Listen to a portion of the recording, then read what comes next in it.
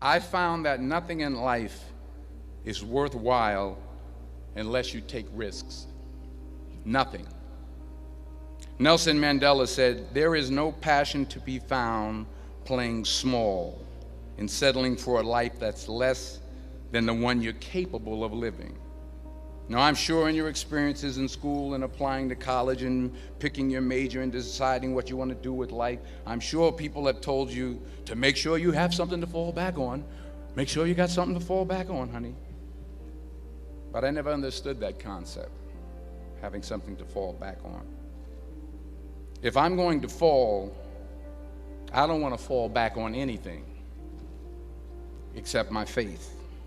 I want to fall forward. I figure at least this way I'll see what I'm going to hit. Fall forward. This is what I mean.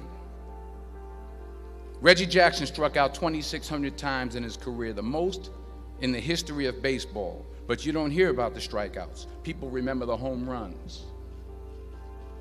Fall forward. Thomas Edison conducted 1,000 failed experiments. Did you know that? I didn't know that. Because the 1,001st was the light bulb. Fall forward. Every failed experiment is one step closer to success. You've got to take risks, and I'm sure you've probably heard that before, but I want to talk to you about why that's so important. I got 3 reasons, and you can pick up your iPhones. First, you will fail at some point in your life. Accept it. You will lose. You will embarrass yourself. You will suck at something. There's no doubt about it.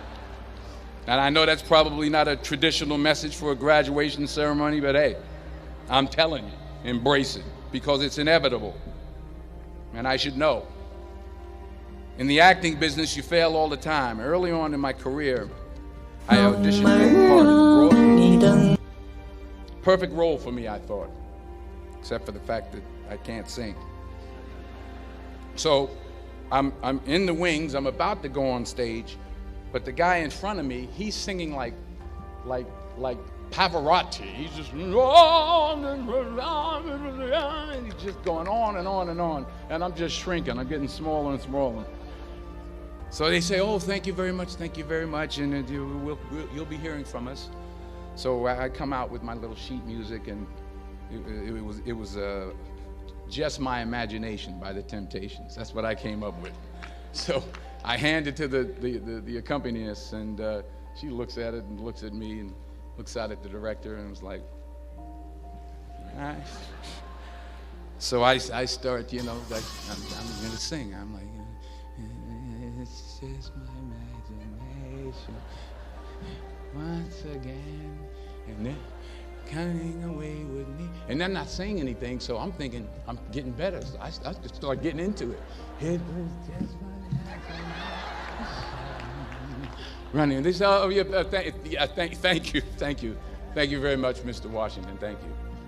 So I assumed I didn't get the job.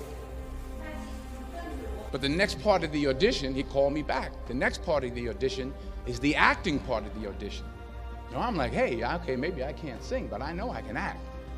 So they pair me with this guy, and again, I didn't know about musical theater. And musical theater is big, so they can reach everyone all the way in the back of the stadium.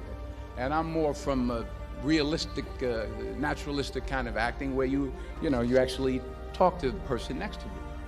So I don't know what my line was. My line was, "Well, hand me the cup." And his line was, "Well, I will hand you the cup, my dear. The cup will be there to be handed to you." I said, "Oh, okay." "Well, should I give you the cup back?" "Oh, yes, you should give it back to me, because that is my cup and it should be given back to me." I didn't get the job. But here's the thing. I didn't quit. I didn't fall back. I walked out of there to prepare for the next audition, and the next audition, and the next audition. I prayed. I prayed, and I prayed.